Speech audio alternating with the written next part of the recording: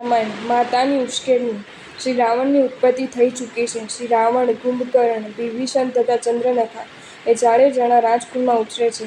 99 કરીને આવેલો આત્મા નિયમાંતરિત નરકે જવાનો છે એટલે આત્માને સંયોગો પણ એવા જ મળે છે. હવે પોતાનો બાહ્ય સાથે ઊભેલા શ્રી રાવણે આકાશમાં વિમાન ઉપર આરૂઢ થઈને આવતા સમૃદ્ધિવાન શ્રી વૈશ્રવણ નામના રાજાને જોયો. રાજા વૈશ્રવણને જોઈને શ્રી રાવણે પોતાની માતાને પૂછ્યું કે આ કોણ છે? આ પ્રશ્નના પ્રત્યુત્તરમાં માતાએ કહ્યું કે કૌશિકા નામની મારી મોટી બહેનનો અને વિશ્રવા નામના વિદ્યાધર પતિનો પુત્ર છે, તેમજ સર્વ વિદ્યાધરોમાં ઇન્દ્ર સમાન એવા ઇન્દ્ર રાજાનો મુખ્ય સુભટ્ટ છે. આ પ્રમાણે કહીને માતા પોતાના પુત્ર શ્રી રાવણને કેવી કેવી પ્રેરણા કરે છે તે વિચારો. વૈશ્રવણ તે શ્રી રાવણની માતાની મોટી બહેનનો દીકરો છે એટલે પોતાનો ભાણેજ છે, છતાં કેવી કેવી પ્રેરણાઓ કરે છે એ ખાસ જોવા જેવું છે.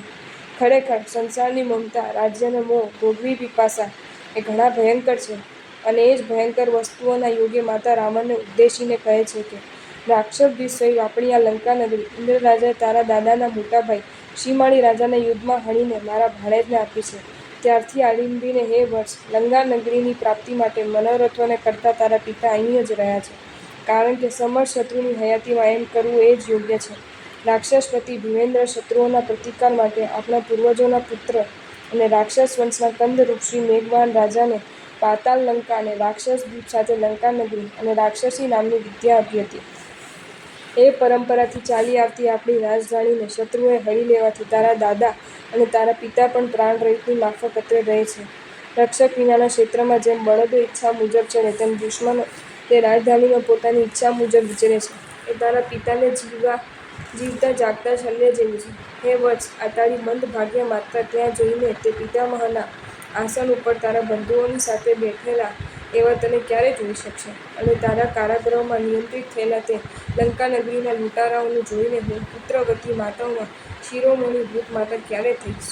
હે વત્સ, આવા પ્રકારની આકાશપુષ્પના સમૂહની ઉપમાવાળા મનોરથોથી હું દરરોજ મારવાડ દેશમાં રહેલી હંસલીની માફક ક્ષીણ થતી જઉં છું. જુઓ, માતા શું કરે છે? માતા પિતા ધારે તેવું પ્રાય બાળકના હૃદયમાં રેડી શકે. માતા કહે કે લૂંટારાઓના કેદમાં પૂરાયેલા જોવાના મનોરથ છે. એ ફળે તો સઘળી પુત્રવતી માતાઓમાં હું શિરોમણીભૂત થઉં. પણ એ ક્યાંથી ફળે? હું મને પુત્રવતી માનતી નથી. તમે પુત્રો છો તો ખરા, પણ આવા પુત્રોથી હું મને પુત્રવતી માનતી નથી. પુત્રો જીવો ને લૂંટારાઓ આપણી રાજધાનીમાં ઈચ્છા મુજબ ફળે એવા પુત્રો કરતાં પુત્ર વિના રહેવું એ જ સારું. આ જો વિચારમાં ને વિચારમાં હું સુકાઈ ગઈ, લોહીથી ચૂસાઈ ગઈ. મારવાડ દેશમાં પડેલી હંસલી જેવી મારી સ્થિતિ થઈ. હંસલી તો માનસરોવરમાં જીવે, પણ મારવાડમાં પાણીના જ વાંધા. ત્યાં માનસરોવર લાવે ક્યાંથી? આ સાંભળી રાવણ ગુસ્સે થઈ ગયો. રાવણના હૈયામાં એક પણ વિષમ ભાવના ન હતી, પણ માતાએ તે પ્રદીપ્ત કરી. રાવણ અને બીજા ભાઈઓ સાંભળે એવી રીતે માતાએ વધુ કહ્યું. હવે અગ્નિમાં કેટલા બલિદાન થાય છે, રાવણ કેવો ત્રાસ વર્તાવે છે તે જોવાનું છે. રાવણ તથા એવા આત્માઓ નરકે જવાના હોઈ ધમાચકડી કરે છે, છતાં એમના ઉત્તમપણાના યોગે અર્ધપૂતગલ પરાવર્તમાં મોક્ષે જવાના હોવાથી પ્રસંગે પ્રસંગે હૃદયમાં રહેલી સદ્ભાવના લહેરીઓ કેવી આવી જાય છે તે પણ જોવાનું છે. નિયમાના યોગ કેવા ભયંકર છે એ ખાસ વિચારવા જેવું છે. ધર્મના ફળ તરીકે પૌદ્ગલિક પદાર્થોની ઈચ્છા એ પણ ઘણી ખરાબ ઈચ્છા છે. આથી તમને હું કહું છું કે ધર્મ કરવામાં પૌદ્ગલિક સુખની અભિલાષા કરશોમાં, પૌદ્ગલિક સુખ માટે ધર્મને વેડશોમાં. શ્રી જિનેશ્વરદેવ નિર્ગ્રંથ ગુરુ અને દયામય ધર્મ પાસે સાંસારિક સુખની માંગણી કરતામાં. જો તમને આ વિડીયો ગમ્યો હોય તો આ વિડીયોને લાઈક કરો અને શેર કરો, અને આવા જ નવા નવા વિડીયો જોવા માટે જૈન ફેક્ટ્સ એન્ડ સ્ટોરીઝની ચેનલને સબસ્ક્રાઈબ કરો. ધન્યવાદ.